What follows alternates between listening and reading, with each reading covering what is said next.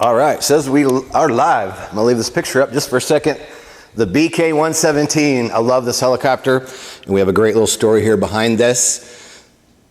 This is Matt, and he sent us an email, and he was all excited about passing his check ride. And if you wanna go ahead and go back to my camera, that'd be cool. Heather, and we'll bring this back up in a minute. And basically, he was one of the flight crew, or one of the medical members on this helicopter that was in the opening picture. And so he sat up front dreaming of becoming a pilot someday. And a lot of the medical professionals get interested after going up an EMS helicopter like that. So here's one guy that did it. So he shared not only the picture of the BK when he was flying there. If you want, show that second picture of his check ride, Heather. So he just passed his check ride, and I was thrilled to hear from him that he was a past, or medical professional on an EMS aircraft. And the fact that he flew for Omni Flight, I wanted to mention that because that's who I flew for 5 years. And that BK-117, if you'd pull that picture back up again, Heather, what a wonderful aircraft. I love flying that thing. To this day, one of my favorite aircraft was the BK-117. And one of the check airmen said, the heavy duty truck of helicopters, or the Mack truck of helicopters. Redundant system, absolutely everything had a backup. And I always say every single helicopter's underpowered, but that was one aircraft that, man, it always had the power to do what you wanted to do. So congratulations, Matt. Thank you very much for sending in that picture. It's a fun story. Sharing that, again, that you rode along as a medical professional and then chased a dream to get the license. That is awesome. All right, and we're going to get to Brian's new presentation here in just a minute. So Heather, if you want to bring up for Bill, and this is quite a long email, and I'll just tell you real quick, we're going to share his picture. Let's give a little bit. Subscribed to your page a little year ago. I had a great instructor, but traveling an hour each way, time to do this ground wasn't as easy as I thought it could be. So I turned to you guys. In just a few short weeks with you, and some time spent with my instructor going over some things, I really struggled with being ready for the exam. For me, the oral portion was the most stressful. I passed it with flying colors, enough that the DPE said I was the most prepared student he had had recently, and he was impressed with how well I did. He asked me how I prepared and mentioned you guys. And instead of just sitting reading you more of it, that's the gist of it. There's more to it, but congratulations, Bill. And then our next one will be Stuart. If you want to share Stuart's picture, Heather. I almost called you Gloria. Heather. So Stuart just passed his commercial, and now he is moving into his instrument training. So he emailed us and said, hey, I think he was on a yearly membership, which we don't offer anymore. So I passed that on to Brian. Good time to mention that if you're a current member and you're looking to upgrade or switch, Brian will take care of you and work you some kind of a deal to make you happy, because sometimes people want to switch from one to another. And depending on what you bought, how long ago you bought it for, we're always willing to move forward and help you out. So Stuart on his commercial, these three will all be going up on the Hogs Wall of Fame. And Heather will be sending out the no-go button to all three of those. So we've reached out to get their addresses. Some of them we have. Might be waiting on one more address. If you're new to Helicopter Land Ground School, I am Kenny Keller, creator of Helicopter Land Ground School, and we send out a no-go button when our members pass a check ride. So we get your email, and we send you one of these as long as supplies last. The idea is these weather decisions can be hard sometimes. So a little treat when you get done, you look at the weather, you want to go, you need to go, somebody else wants you to go, but you make the decision for the right reasons, even though you wanted to go, you shouldn't. Live to fly another day. Helicopterground.com. Boom. Just a little, and we used that from EMS, and I verified where this came from. I just talked to Rex Alexander, who I worked with at OmniFlight for 2.5 years. That was my first EMS job, and Rex did my original training. And I asked him on the phone the other day, I said, hey, we had that easy button when we were flying EMS. And I said, was that you that came up with that, or was that a gentleman named Matera? And he goes, nope, that was a Matera thing. And I said, I just that was so cool. That's what we did at the EMS base. And this gentleman, Matera, was a Vietnam era pilot. And I learned so much from that guy. He was just a wealth of information, as you can imagine. A guy flying for, 40 years of his life. And he's the one that, I guess, came up with that. So at the EMS base, you got the pressure of the hospital wants you to go. The EMS crew's always ready to go. And it's difficult to make that decision sometimes. So when we would turn down the flight for weather, That was easy. and it just made it a little bit easier. That was easy. It made it, and it was a little treat. So that's what originated the no-go button. Again, members, pass your check ride. Heather will email you after you send us your picture, and she'll get your address and get this right out. So 3 more no-go buttons going out, and looks like we're down to about, maybe 20 left or so. So we'll see. If you send in your pictures after you get the no-go button or a short video with it, let's make it popular. We'll keep them going. But we need some pictures. We need some people to send in some pictures and share that stuff with us. Okay, so next we're getting ready to roll a new video on turbulence. And I want to mention this is number 7 of 7 new weather videos inside the private pilot section inside Helicopter and Land Ground School. So what we've done, and if you're new to this or you're a member who hasn't logged in for a while, those 7 videos are at the beginning of the weather section. A member emailed the other day, where do I find those? And I said, well, just like I said in the video, go to the weather section, private pilot, and you'll just start seeing them one after another.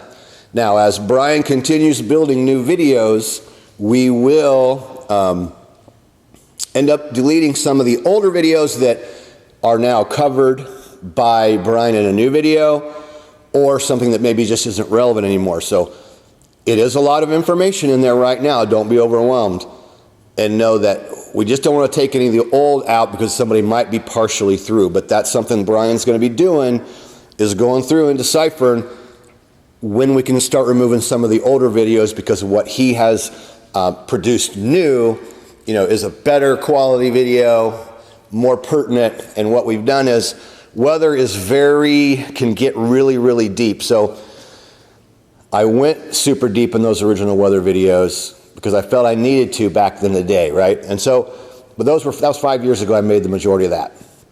So the new focus with the new weather section is giving you what you need, trying to break them down into, 10-minute videos or so, 12-minute, 15-minute, but breaking them down, and Brian's trying to give you the essence of what a private pilot needs to understand and how to make a good no-go weather decision. That's what it's all about. And moving forward, we're doing our part.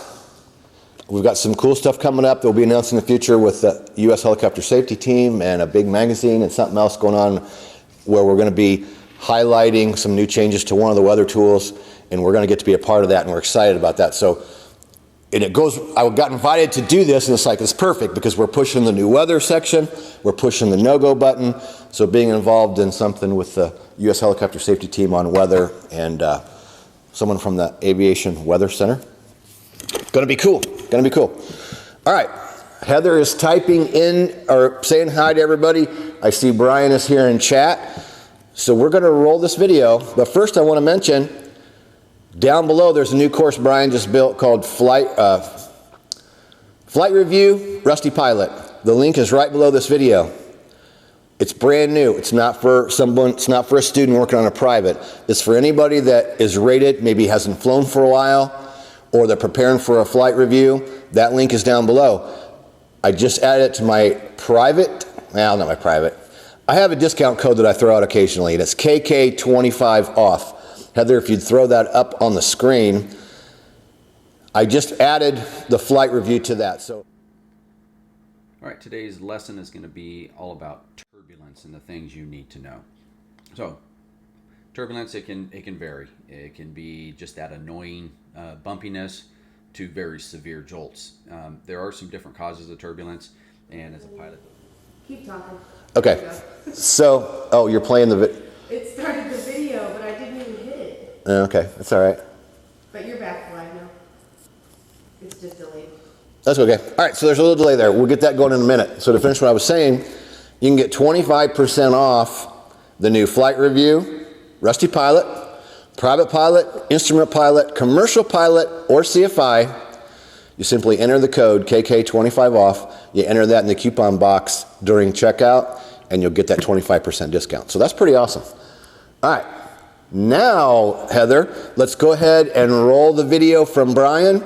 Check it out. We'll be back after the video's over. We'll answer any questions you may have.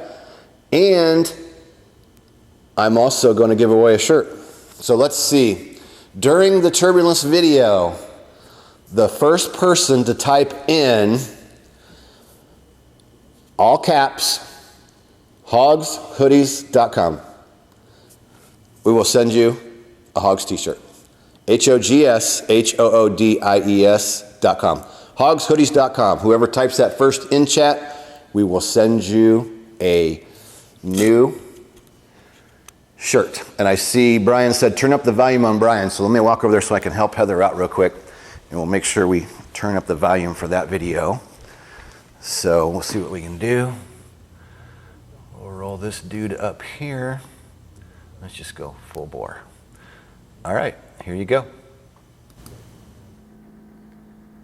All right, today's lesson is going to be all about turbulence and the things you need to know.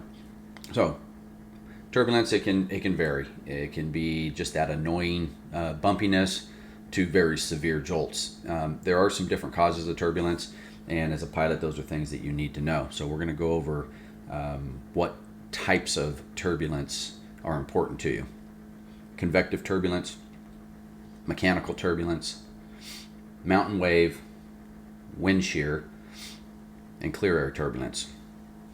So when we talk about turbulence, we're talking about the irregular motion of an aircraft in flight, rapid up and down motion due to rapid changes in the air or wind velocities. So severe turbulence, that's one of those things where you can start getting structural damage as well as injury to passengers. So let's go through each one of them. So convective turbulence. Turbulence caused by convective currents and the associated rising and sinking of air. For every rising current, there is going to be an associated downward current. These different currents, when we're talking about the downward current, typically these are going to occur over a much broader area. That's the downward currents than the rising ones. And they usually have a slower vertical speed than the rising currents. So rising currents are coming up much faster, downward currents a little bit slower. Typically, convective turbulence is most active on warm summer afternoons when the winds themselves are light. Heated air at the surface creates a shallow, unstable layer of air. And remember, talk about stability of air. You can go back to the previous lessons where we talk about stable and unstable air. For example, convective turbulence flying over a parking lot or a plowed field, that's going to be much hotter, especially in the summertime, than over open water or area that has a lot of ground cover, vegetation. So this is going to give you uneven heating of the surface. So if you're flying over a plowed field or a parking lot, big wide open parking lot, you may have much more pronounced turbulence, and then as you fly away from that area, maybe in a very short distance over, maybe there's a body of water, or maybe it's an area that has a lot of vegetation, the turbulence likely will not be quite as severe, but you're going to have a lot of this uneven heating on the Earth's surface, which is going to change the type of turbulence you may feel from convective turbulence. If there's enough, you get cumuliform clouds will develop if the rising air does cool to saturation. There's got to be enough moisture in the air for clouds to form. But for convective turbulence, you will get these cumuliform clouds. Additionally, when you see these clouds, the turbulence below them it's going to be worse below the cloud layer. If you go above the cloud layer, and we're talking about those small cumuliform clouds that we talked about in the cloud section, if you go above them, it's typically a lot smoother. So that's one thing to keep in mind. If you see those clouds and you're in an altitude that's conducive and maybe for passenger comfort, you just go above the clouds. Again, this is not something where you're in IMC conditions, by no means. If the air is too dry for clouds to form, then you're not going to even know that there's that convective turbulence until you actually fly into it. Mechanical turbulence. This is turbulence caused by obstructions to smooth wind flow. Now, anything can cause mechanical turbulence. It could be trees, buildings, mountains, you name it. Any type of obstruction to the smooth wind flow is going to be considered mechanical turbulence. They create eddies. So if you have a obstruction, say at the airport, and you're getting ready to lift off, and it could be a hangar. There could be a large aircraft, another large airplane in the way, and the wind's flowing. It's going to hit that object, swirl around it, and then on the leeward side of it, it's going to create these eddies, the swirling wind. The intensity is going to depend on wind speed and roughness of the obstruction, and the eddies are going to be carried downstream by the wind. How far those eddies are going to go really is going to depend on how fast the wind is blowing, and again, the roughness of the obstruction itself. I pulled this NTSB report. There's the number. Feel free to pull it up. This was a B2, an A-Star 350 B2, and it was during engine start on an offshore oil platform. Main rotor blades contacted the tail boom, resulting in substantial damage. The pilot reported the winds out there were at 23 knots. He also reported the wind was from the east, and the wind itself contacted the generator room. This is going to be an obstruction to the wind. That generator room was west of the helipad, and he knew that it often resulted in occasional updrafts and downdrafts on the helipad. The checklist, the starting checklist for the B2 required in strong winds to apply slight forward cyclic during engine start. The probable cause that the NTSB came up with was improper centering of the cyclic during start and gusty winds. So here's an example of mechanical turbulence in windy conditions on an offshore oil platform that there are procedures to take because of the windy conditions, and the pilot failed to do that, and during startup that gusting wind coming around that generator room resulted in the main rotor blade striking the tail boom. Mountain wave. This is a form of mechanical turbulence because mountain is the obstruction, and it develops above and downwind of the mountains. It forms as stable air passes over a mountain or a mountain ridge. It occurs above and downwind of the mountain. So you have your mountain, you have the wind that's flowing towards it, and if the conditions are right, you'll get this mountain wave. And what happens is on the leeward side of the mountain is you're going to start to get eddies that will form. You'll get violent downdrafts, and if you're not paying attention to it, aren't aware that there's a mountain wave at the time you're flying over mountainous terrain, and you get on that leeward side and you get into those eddies, it could the downdrafts will actually be stronger than your maximum climb rate in your aircraft. If there's sufficient moisture, you will get clouds to form, and if the air is too dry, just like when we were talking about talking back in the convective turbulence side, if air is too dry, clouds won't be present, so you won't know it's there.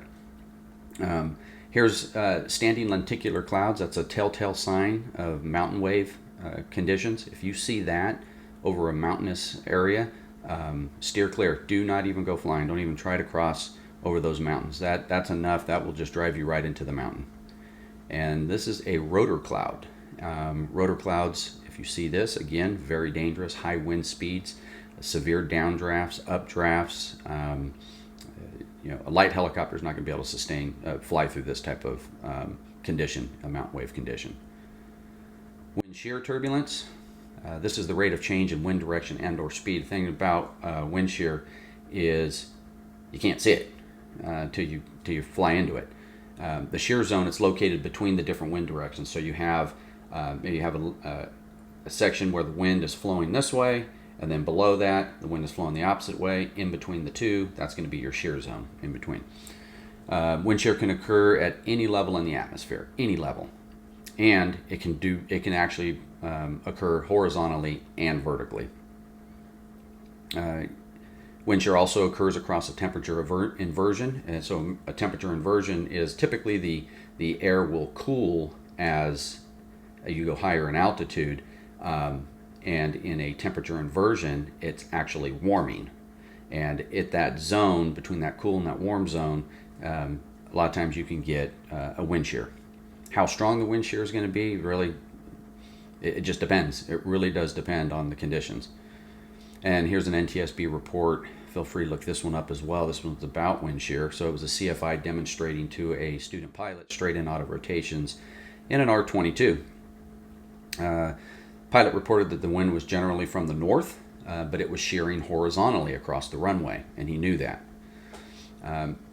During the practice auto rotation, he began the flare when a large wind gust with horizontal shear actually caused the aircraft to drift off center line of the runway.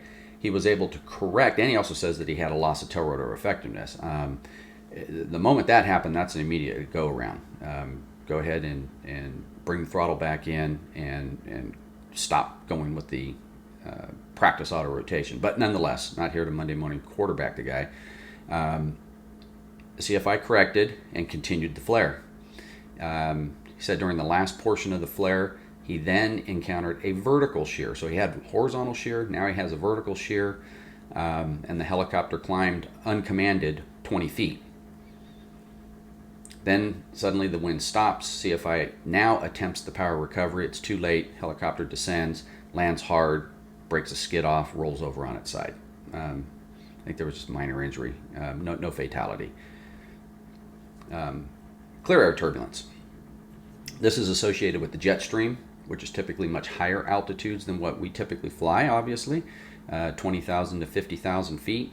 And there's no clouds present. That's why it's called clear air turbulence. You're going to have airliners, planes that fly at the upper altitudes and the flight levels. They're the ones that are going to be flying in clear air turbulence. So if you're flying, 1,000 feet off the ground and there's not a cloud in the sky and you hit turbulence, that's not clear air turbulence. That is not. It's going to be between 20,000 and 50,000 feet. The frequency and intensity are maximized during the winter when the jet stream is the strongest. Turbulence intensity reporting. Now, there are different intensities of turbulence that you need to be aware of, and we're going to go over those. In the AIM 7-1-23, it states pilots are urgently requested to report turbulent conditions to air traffic control. Providing this information to ATC is going to help them pass along information to other pilots, because if you're reporting turbulence in an area where you had done a weather briefing and there wasn't supposed to be any turbulence, this helps in determining what the weather conditions are doing. It also helps the weather experts that are putting out the information. Help determine if weather conditions are improving or degrading. So there is the turbulence criteria table that's in the AIM, and the table is broken down into intensity levels, and then what reaction the aircraft will have in turbulence depending on its intensity level, and then the reaction inside, meaning you and your passengers, and then there's a reporting term definition. But we're going to talk about the intensity levels. They are light, moderate, severe, and extreme, and each one of them has a particular definition, and we'll go over that.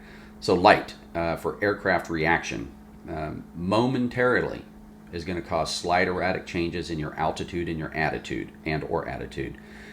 If there's rhythmic bumpiness, then that's going to be called light chop. And think of rhythmic bumpiness as you're in a boat going across the lake, and there's a light wind causing ripples in the water, and as you go across, it's just kind of a rhythmic bumpiness. That's going to be considered light chop. Moderate, that's greater intensity obviously than light, and the aircraft remains in control at all times, but it's just a little bit more reaction than it was in the light category or intensity level. If you have rapid bumpiness, which is just bump, think of that as you're in the boat and the wind's a little bit stronger and you're going across these waves or crests that are being made in the water, and it's just bouncing you around as you go across the water. And if you had a cup of coffee in your hand, it's splashing the coffee out. That's going to be moderate. Severe. So now you're going to get large abrupt changes in altitude and or attitude, and you may momentarily be out of control. You do not want to be in severe turbulence. And then extreme, violently tossed and impossible to control the aircraft, possible structural damage. This, extreme turbulence has taken down, severe and extreme has taken down the largest of aircrafts out there. Now the reaction inside, what you as the pilot would feel. So light, you're going to feel a light strain in the seat belt or the shoulder strap.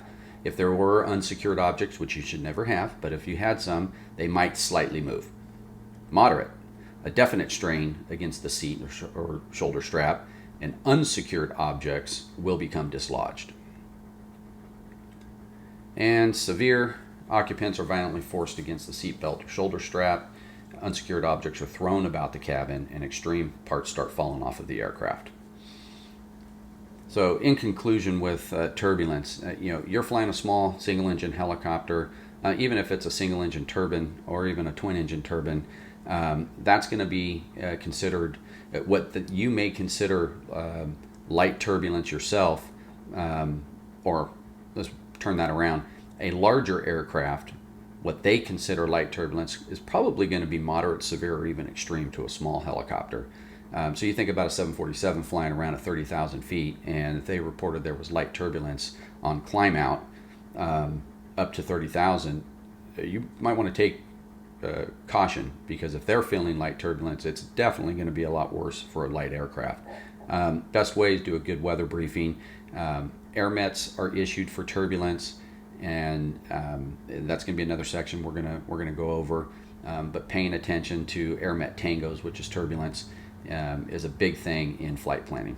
So that is it for turbulence.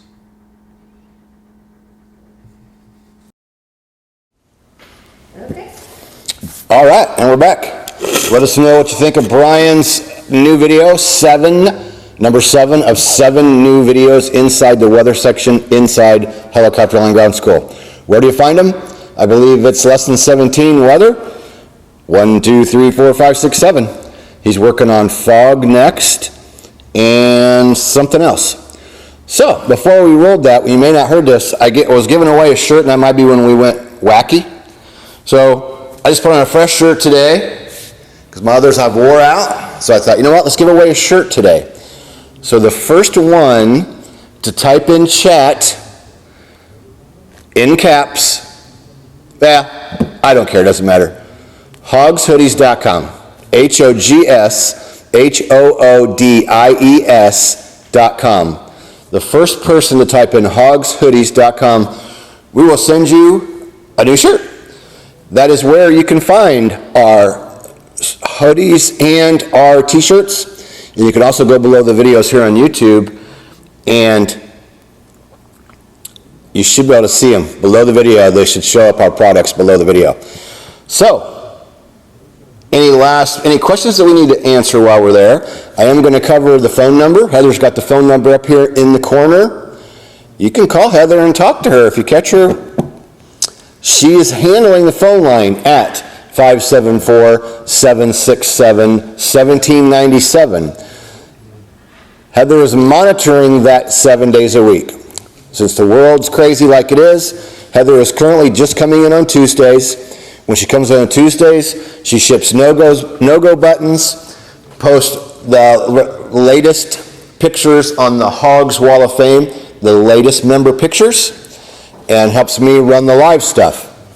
So our deal during this crazy world we're living in is I let Heather stay home the rest of the week, and our deal is she earns a paycheck and takes care of the Hogs phone.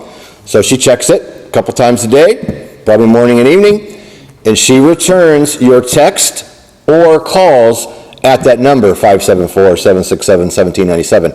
Heather can answer most of your questions about sign-up issues or questions about our courses. If it's something that digs in a little deeper that she needs our help, she'll refer it to either Brian and I, And remember, as a member, you have a free consultation, 30 minutes with Brian Rutledge. And as a brand new member, you get that 30-minute phone consultation. The other day, Brian talked to 3 people, or 4 people, maybe even 5. I know he talked to 4 and was going to talk to another. Brian has enjoyed talking to everybody, and now Brian's been full-time, like probably 3 months now. April, May, June, July, probably 4 months Brian has been full-time with us at Helicopter Only Ground School. So Brian has a special, how you want to put it? He brings a special something to the table because Brian is a CFI in both airplanes and helicopters. I'm just a helicopter CFI that did my fixed wing add-on private privileges. Brian came from airplanes first. 30 years ago started flying airplanes, and then along his path he also started flying helicopters. So he's now dual rated airplanes and helicopters.